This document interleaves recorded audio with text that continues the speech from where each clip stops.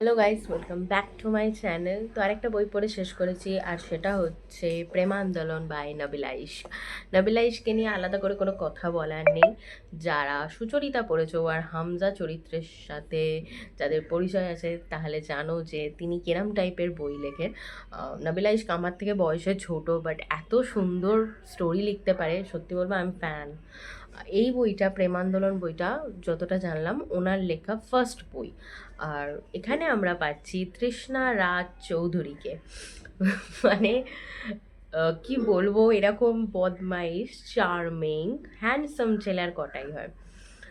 তো বইটার যে ট্যাগলাইনটা হচ্ছে সেটা হচ্ছে, তোকে পাওয়ার জন্য এই গ্রামে আন্দোলন করব, প্রেম আন্দোলন, মামলা করব তোর বাপের নামে, আমার মতন প্রেমিক পুরুষকে রিজেক্ট করার জন্য, তৃষ্ণা রাজ চৌধুরী। আর বইটার ব্লার্ব হচ্ছে, ডিম দিয়ে ভুনা খিচুড়ির লকমা তুলে মুখে পুড়তে নিয়ে কৃষ্ণা কৌতূহলে জিজ্ঞেস করে, কে রেঁধেছে? বেলি তোতা পাখির মতো প্রত্যুত্তরে ছোট করে বলে, আমি। তৃষ্ণার খাওয়া ক্ষণিকের জন্য বন্ধ হয়। আশ্চর্য চোখে আপাদমস্তক বেলিকে দেখে শুধায়, তুইও রাঁধতে পারিস? তোর গুণধর পিতা মহাশয় তোকে রাঁধতে দেয়? বেলি এতে অপ্রস্তুত হয়। বাবার বেলাতেই লোকটা এমন করে কেন কথা বলে? বেলি ফিসফিস করে বলে, আমি যাই করতে চাই না কেন বাবা আমাকে সব কিছুতেই ইন্সপায়ার করে। তৃষ্ণা নির্বিকার কণ্ঠে বলে, তাই নাকি? তা গিয়ে বলিস তোর হেডমাস্টার বাপকে যে তুই একটা গভীর প্রেম করতে চাস আমার সাথে। দেখি তোর বাবা এই ব্যাপারে তোকে কেমন ইন্সপায়ার করে। তো পড়েই বুঝতে পারছো ছেলেটা কীরকম হাড়বজ্জাত টাইপের। আর এটা হচ্ছে বইটার বুকমার্ক। এটাতে লেখা রয়েছে, লোকে বলে আমার হাতে কালা জাদু আছে, যা ছুঁয়ে দিই তা ধ্বংস হয়, না হয় আমার হয়। হাত দে বেলি, দেখি তুই ধ্বংস হোস নাকি আমার হোস। বুঝতেই পারছো এটা কার লাইন। আর এই বুকমার্কটার তাৎপর্য হচ্ছে, এই জিপ গাড়িটা করেই বাবুর বিচরণ এই জায়গায়। তো গল্পটা মানে ব্লার্বটা শুনেই তোমরা বুঝতে পারছো এখানে আমরা তৃষ্ণা আর বেলি লাভ স্টোরিটা জানবো। তো তৃষ্ণারই বেলির বাবার প্রতি এতটা মানে রাগ অভিমান কেন, সেটাও তোমরা শুরু থেকে শোনো। গ্রামের চেয়ারম্যানের ছেলে হয়েছে ছোট ছেলে, আর সেই ছোট ছেলেই হচ্ছে তৃষ্ণা রাজ চৌধুরী। ছোটোবেলা 1 বছর বয়স থেকেই সে একদম অনন্য টাইপের, জেদি, দেমাকি, বদমেজাজি। আর ওইটুকুনি বয়স থেকেই মার পিট দাঙ্গা তার লেগে রয়েছে। 4 বছর বয়স, 8 বছর বয়স, বাবার কাছে তো সবাই বিচার দিতে আসে। সেই কৃষ্ণের মতন মা যশোদা যেমন সারাদিন মাথা খারাপ হয়ে যেত ওর সম্বন্ধে, এর হচ্ছে সেরকম, একটু এক কাঠি বাড়া। এর ব্যাপার হচ্ছে, সারাদিন না কাউকে পিটিয়ে মানে ফাটিয়ে দিচ্ছে, পিটিয়ে একবারে মেরে ফেলার চেষ্টা করছে। বাবু আবার নিজের স্বভাব বসান। তো এই রকমই ওকে জব্দ করতে তৃষ্ণার বাবা একজন হেডমাস্টারকে নিজের গৃহশিক্ষক হিসাবে রাখেন। আর এই হেডমাস্টারেরই মেয়ে হচ্ছে বেলি।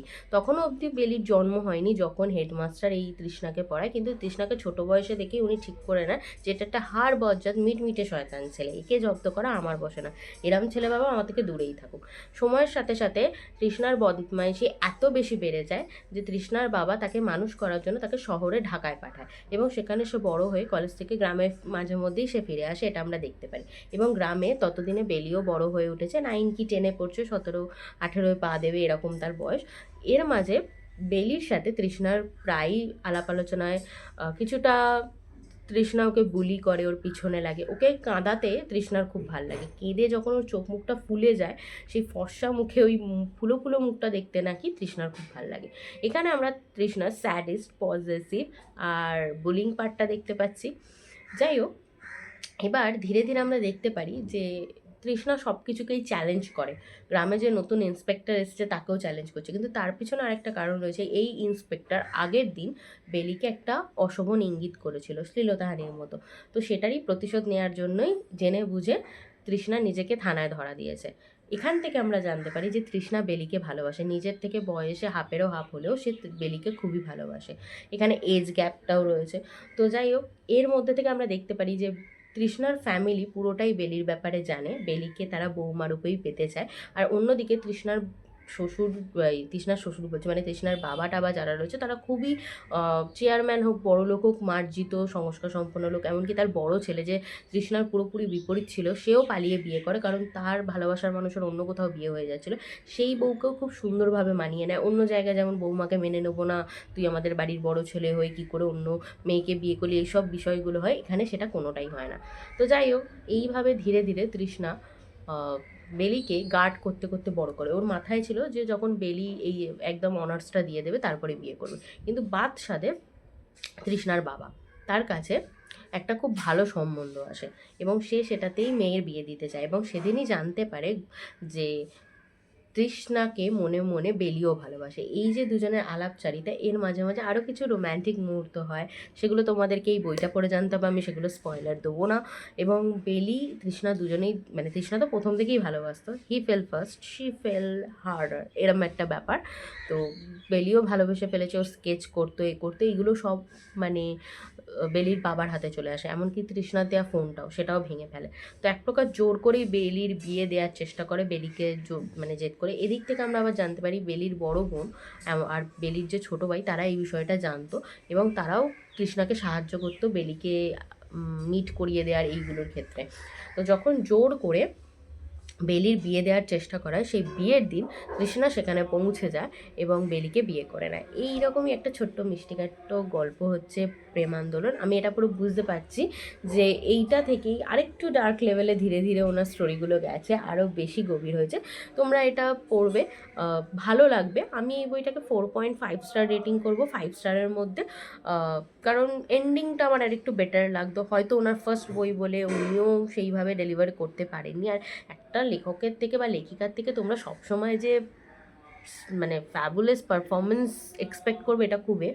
একটা কথা কি, আমি এইটুকুনি বলবো, বাংলাদেশি উপন্যাসগুলো আমি খেয়াল করেছি, আমৃত্যু ভালোবাসি তোকেটা বাদ দিয়ে যে কটা বই আমি পড়েছি, ইভেন আমৃত্যু ভালোবাসি তোকেটাও আমার খারাপ লাগেনি।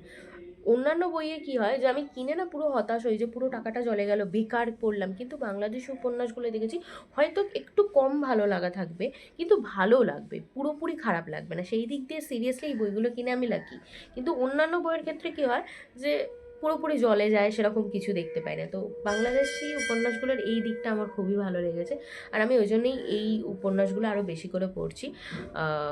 তোমাদের অনেকেরই অনেক কথা আছে যে ফ্রেডা ম্যাকফাডেনের বুকগুলো পড়ো বা রিনা কেন্টের পড়ো। আমি রিনা কেন্টের কেস দ্য ভিলেনটা পড়ছি।